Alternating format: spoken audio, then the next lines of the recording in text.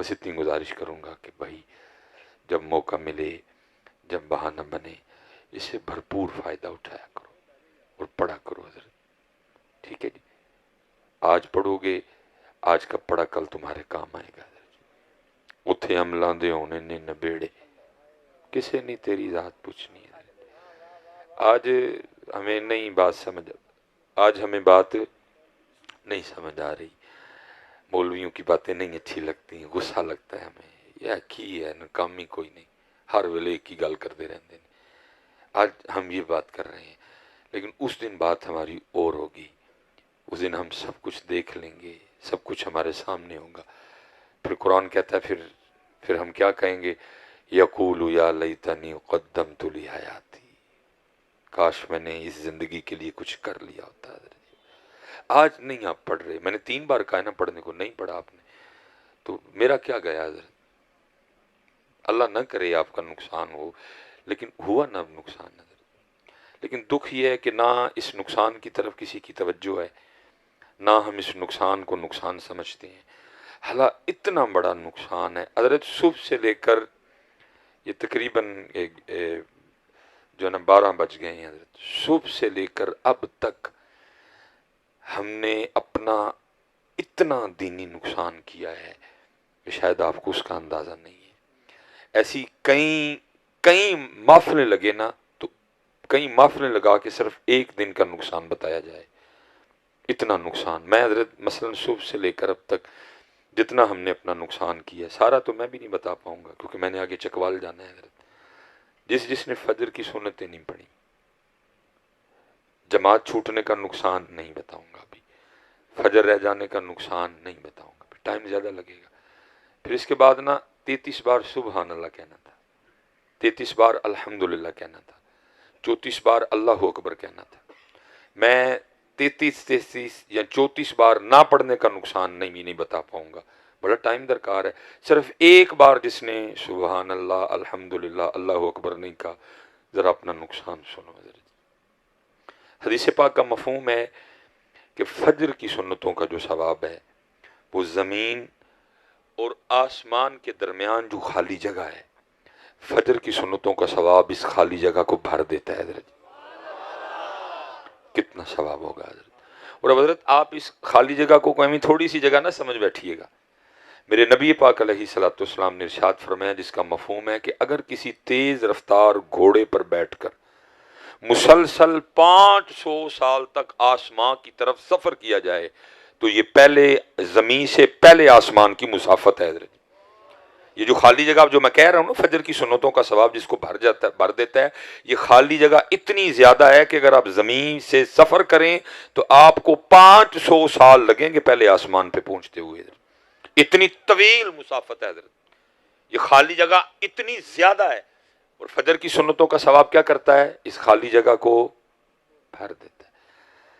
اب حضرت جی جس نے آج فجر کی سنتیں نہیں پڑھی، کوئی تھوڑا نقصان ہوا ہے حضرت؟ ہے کوئی کسی کو احساس ہے؟ کوئی احساس نہیں ہے حضرت کسی کو۔ اچھا نقصان ہوا ہے تو ٹھیک ہے، پھر اب نہیں سمجھ آ رہی کیونکہ اس دل پہ دنیا کی محبت کا غلبہ ہے حضرت۔ یہ دل دنیا کی محبت میں دیوانہ ہو چکا ہے، یہ دل دنیا کی محبت میں اندھا ہو چکا ہے، یہ دل دنیا کی محبت میں پاگل ہو چکا ہے۔ اب اس کو یہ باتیں نہیں سمجھ آ رہی کوئی بھی حضرت، لیکن قرآن کہہ رہا ہے کہ پھر اس دن کیا کہے گا بندہ؟ یقول یا لیتنی قدمت لحیاتی۔ اب ذرا سبحان اللہ نہ کہنے کا نقصان سنو حضرت، اللہ 33 بار کہنا تھا، ایک بار نہ کہنے کا نقصان سنو حضرت۔ نبی پاک علیہ الصلوۃ والسلام تشریف فرماتے، صحابہ حاضر خدمت تھے، اور کسی نے کیا خوبصورت منظر کشی کی۔ لکھنے والا لکھتا ہے، ان جگمگ جگمگ تاروں میں مہتاب کا عالم کیا ہوگا حضرت۔ صحابہ حاضر خدمت ہیں، نبی پاک علیہ السلام نے فرمایا، اے میرے صحابہ، کیا تم میں سے کوئی ایسا نہیں جو روزانہ احد پہاڑ کے برابر عمل کر لیا کرے؟ ٹھیک ہے جی، یہ 4.25 میل لمبائی ہے احد شریف کی حضرت جی۔ اس کا وزن کتنا ہے اللہ اور اللہ کا رسول بہتر جانتے ہیں حضرت، ہمیں نہیں پتا اس پہاڑ کا وزن کتنا ہے۔ ٹھیک ہے جی. لیکن حضرت یہ وہ شانوں والا پہاڑ ہے کہ نبی پاک علیہ الصلوۃ والسلام نے ارشاد فرمایا، جس کا مفہوم ہے کہ احد ہم سے محبت کرتا ہے، ہم احد سے محبت کرتے ہیں. اللہ جس زمین پہ ہم رہ رہے ہیں یہاں صرف ایک چوٹی احد شریف ہی نہیں ہے، بڑی بڑی بلند و بالا چوٹیاں ہیں. ماؤنٹ ایورسٹ کی بلندی بہت زیادہ ہے حضرت، آسمان کو چھو رہا ہے وہ. K2 سے تھوڑا چھوٹا ہے، پھر اس کے بعد نانگا پربت ہے، سلسلہ کو ہمالیہ ہے. ہمارے اپنے سیالکوٹ میں، اپنے پاکستان میں بڑی بڑی بلند چوٹیاں ہیں، بڑی بڑی بہت بڑی بڑی چوٹیاں ہیں حضرت. یہ نانگا پربت اور K2 کے بعد جیسے مری ہے حضرت 7,000 فٹ تو میرے خیال اس کی بلندی ہے. اسی طرح حضرت جی بابو سر ٹاپ جو چوٹی ہے 13,000 کچھ سو فٹ اس کی بلندی ہے حضرت جی. اس طرح حضرت وہ کیا نام ہے پیر چناسی ہے، اس طرح ایوبیہ ہے. یہ وہ چوٹیاں ہیں کہ جس پہ آپ اکثر و بیشتر جاتے ہو گھومنے کے لیے. لیکن اتنی بلند چوٹیاں، اتنے بڑے پہاڑ ہونے کے باوجود ان پہاڑوں میں سے کوئی پہاڑ جنت میں نہیں جائے گا حضرت.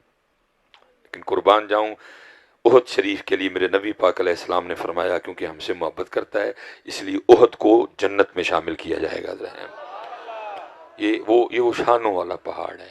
صحابہ حاضر خدمت تھے، فرمایا میرے صحابہ کیا تم میں سے کوئی ایسا نہیں جو روزانہ احد پہاڑ کے برابر عمل کر لیا کرے؟ صحابہ نے عرض کی اللہ کے محبوب بہت بڑا پہاڑ ہے، کون اس کی طاقت رکھتا ہے؟ فرمایا میرے صحابہ تم میں سے ہر کوئی اس کی طاقت رکھتا ہے. عرض کی محبوب وہ کیسے؟ فرمایا صرف ایک بار سبحان اللہ کہنے کا ثواب احد پہاڑ سے زیادہ ہے. جتنا نہیں کہا حضرت، جتنا نہیں کہا، کیا کہا؟ زیادہ ہے. کتنا زیادہ ہے اللہ جانے، اللہ کے رسول جانے. اور ہم نے کتنی بار کہنا تھا؟ 33 بار. ایک بار کہنے کا ثواب احد پہاڑ سے زیادہ تھا. فرمایا ایک بار الحمدللہ کہنے کا ثواب احد پہاڑ سے زیادہ ہے. ایک بار لا الہ الا اللہ کہنے کا ثواب احد پہاڑ سے زیادہ ہے. ایک بار اللہ اکبر کہنے کا ثواب احد پہاڑ سے زیادہ ہے. یہ میں ایک بار کا ثواب بتا رہا ہوں. اور فجر کے بعد کتنی بار کہنا تھا؟ 33 بار. اللہ الحمدللہ 33 بار، اللہ اکبر 34 بار. آپ اندازہ کر سکتے ہیں کہ کتنا بڑا نقصان ہوا ہمارا حضرت. لیکن توجہ ہی نہیں حضرت اس نقصان، دنیا کی طرف توجہ ہے. ساری توجہ دنیا کی طرف ہے حضرت. اور توجہ نہیں، پاگل ہو گئے ہیں حضرت. بھائی مارنا پڑے مارنے کو تیار ہیں، بہن چھوڑنی پڑے چھوڑنے کو تیار ہیں. عجیب تماشا نہیں حضرت. اس جانب توجہ کرو یار. اتھے عملاں دے ہونے جے نہ بیڑے، کسے نہیں تیری ذات پوچھنی ہے، عمل پوچھے جائیں گے. لیکن اس لیے تو اقبال نے رو کے کہا تھا کیا ہے تو نے متاع غرور کا سودا، فریب سود و زیاں لا الہ الا اللہ. یہ مال و دولت دنیا، یہ رشتہ و پیوند، بتان وہم و گمان لا الہ الا اللہ. خرد ہوئی ہے زمان و مکان کی زناری، نہ زمان نہ مکان لا الہ الا اللہ. یہ دور اپنے براہیم کی تلاش میں ہے، صنم کدا ہے جہاں لا الہ الا اللہ. بت ہیں جماعت کی آستینوں میں، مجھے ہے حکم اذاں لا الہ الا اللہ. نہیں توجہ کریں حضرت، اس جانب توجہ کریں اور خوب اپنے اللہ کو یاد کریں حضرت. اور حضرت اس کو اور آسان کر کے بیان کیا مولانا روم رحمۃ اللہ تعالی، کمال یار کر کے مثنوی. لیکن حضرت جی ہمارا کہاں کتابوں سے تعلق رہا ہے؟ ہم نے تو کتابیں چھوڑ دی ہیں حضرت. بلکہ کتابیں چھوڑو، جتنی کتابیں، ان سب کتابوں میں سے افضل ترین کتاب قرآن پاک ہم نے چھوڑ دیا حضرت. کوئی نہیں حضرت جی قرآن پاک آپ نے نہیں، ہم نے بھی چھوڑ دیا. آج اسٹیج پہ کتنا قرآن پڑھا گیا حضرت؟ وہ بس ابتدا میں جو قاری صاحب نے تلاوت کی سو کی، باقی اللہ اللہ خیر صلی اللہ حضرت. نہ نقیب صاحب قرآن، نہ خطیب صاحب قرآن حضرت. اور وہ جو تلاوت ہے، جیسے ہمارے اسٹیجوں سے حمد گئی نا، اب دیکھیے گا اللہ نہ کرے وہ برا وقت آئے، مجھے ایسے تلاوت بھی غائب ہوتی نظر آ رہی ہے حضرت. جیسے حمد گئی نا ہماری اسٹیجوں سے حضرت، سارے نے ایک مال لے ہے بس لگے دن. مجھے یہ بھی جاتی نظر ہو رہی، کیونکہ ہم نے حضرت جی قرآن اور قرآن والوں کو پروموٹ ہی نہیں کیا حضرت جی.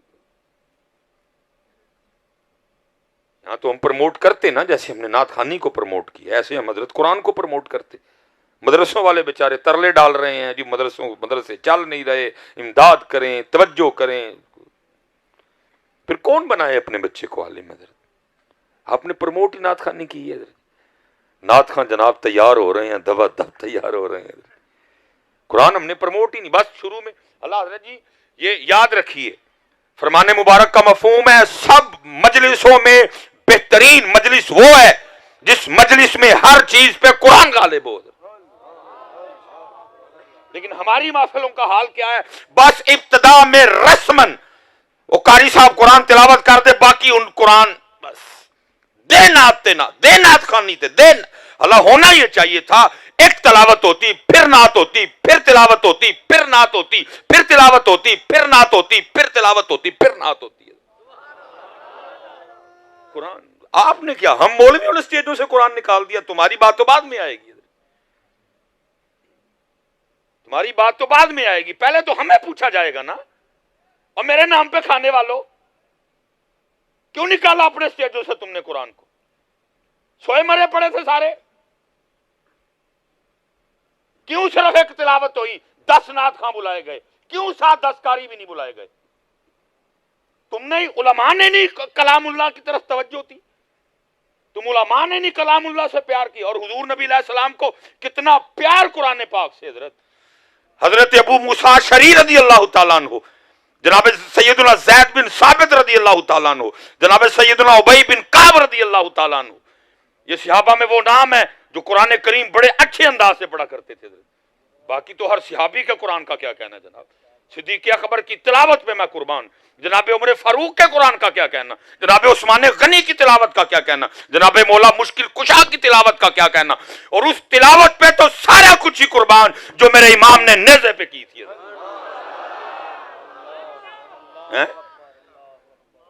امام حسین کو اتنا پیار قرآن سے، اور امام نیزے پہ بھی قرآن پڑھے، اور محفل ہو امام حسین کے نام کی اور صرف ایک تلاوت کی جائے. محفل ہو امام حسین کے نام کی اور تلاوت بس شروع میں ایک. تم چھوڑو یار، ہم نے تمہاری بات تو بعد میں کریں گے نا، پہلے اپنی بات کر لیں. تم تو گئے، ہم نے نکال دیا، بولتا ہی کوئی نہیں. تو بھائی کیوں 10 نعت؟ ہاں 10 قاری کیوں نہیں؟ کیوں 10 نعتیں 10 تلاوتیں کیوں نہیں؟ قرآن ہے وہ اللہ کا کلام ہے. ٹھیک ہے جو تو نعت پڑھ رہے ہمیں انکار نہیں، لیکن اس نعت کے لکھنے والا کوئی بندہ ہے، اور قرآن وہ ہے جو اللہ کا کلام ہے. اللہ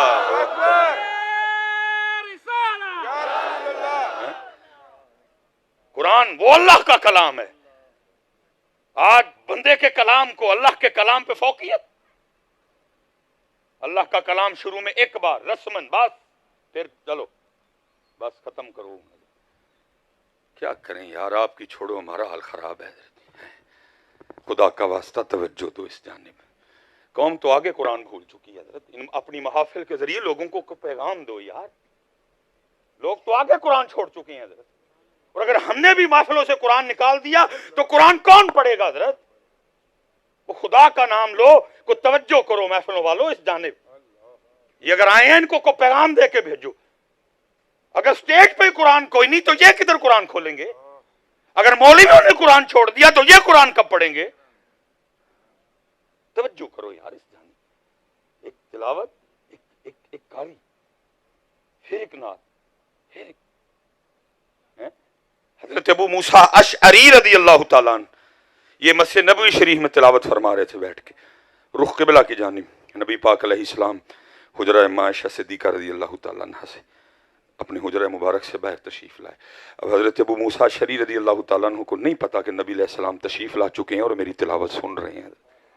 ان کو نہیں، یہ قرآن پڑھ رہے ہیں حضرت. جب یہ تلاوت ختم کر کے اٹھے نا تو دیکھتے کیا ہیں، پیچھے اللہ کے محبوب علیہ السلام کھڑے.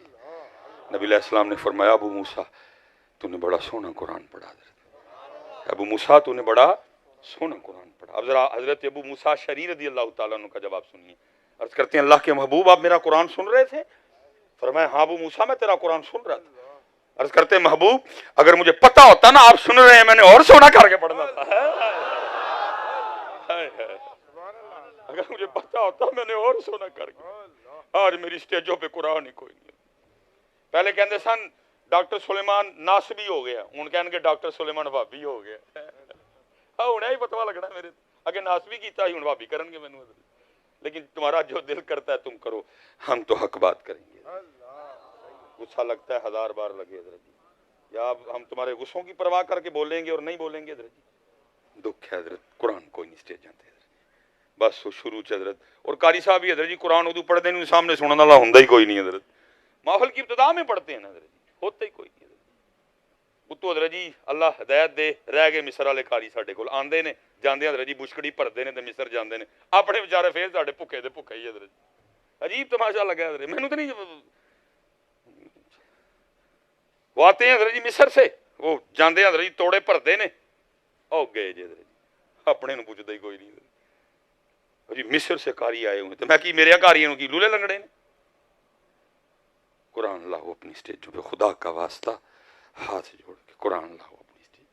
اگر سٹیجوں پہ قرآن نہیں پڑھا جائے گا تو یہ کدھر پڑھیں گے یار؟ ہم نے تو ان کو پڑھ کے بتانا ہے کہ قرآن کیا ہے۔ اور قربان جاؤں مصطفیٰ کریم علی نبی جن علیہ الصلوۃ والسلام، وہ صحابی حاضر خدمت تھے، فرمایا میرے صحابی مجھے قرآن سنا، میرے صحابی مجھے قرآن سنا۔ صحابی آگے سرچ کرتے محبوب قرآن تو وہ ہے جو آپ کے قلب مبارک پہ اترا ہے، ہم نے قرآن پاک آپ سے سیکھا ہے، میں آپ کو کیسے قرآن سنا سکتا ہوں؟ ذرا سننا میرے محبوب کو کتنا پیار تھا قرآن سے حضرت۔ فرمایا میرے صحابی کبھی کبھی میرا بھی دل چاہتا ہے میں اپنے رب کا کلام کسی کی زبان سے سنوں، لیکن دکھ ہے حضرت آج ہماری سٹیجوں پہ رب کا کلام کوئی نہیں ہے، آج ہماری سٹیجوں پہ کوئی رب کا دے نعت بھائی اللہ معاف کرے، ہم کو نعت خوانی کے خلاف طریقہ ہے بھائی۔ فرمایا مجلسوں میں سب سے بہترین مجلس وہ ہے جس میں ہر چیز پہ قرآن غالب ہو، جس مجلس میں سب سے زیادہ قرآن پڑھا جائے ہیں، صرف سنایا جائے گا۔ حضور غوث اعظم رضی اللہ تعالیٰ عنہ سے کسی نے پوچھا حضرت آپ کے مجاہدوں کی ابتدا کیا تھی؟ فرمایا 14 سال عبد القادر نے ہر رات ایک ٹانگ پہ کھڑے ہو کے ایک قرآن پڑھا ہے۔ وہ ہمارے بڑے قرآن والے تھے، امام ابو حنیفہ قرآن والے، امام مالک قرآن والے، امام شافعی قرآن والے، امام احمد بن حنبل قرآن والے، غوث اعظم قرآن والے، شاہ نقشبند قرآن والے، خواجہ غریب نواز قرآن والے، بابا فرید قرآن والے، بابا فرید قرآن والے۔ اور میں کہہ رہا ہوں حضرت یہ وقت جا رہا ہے، ہاتھ نہیں آئے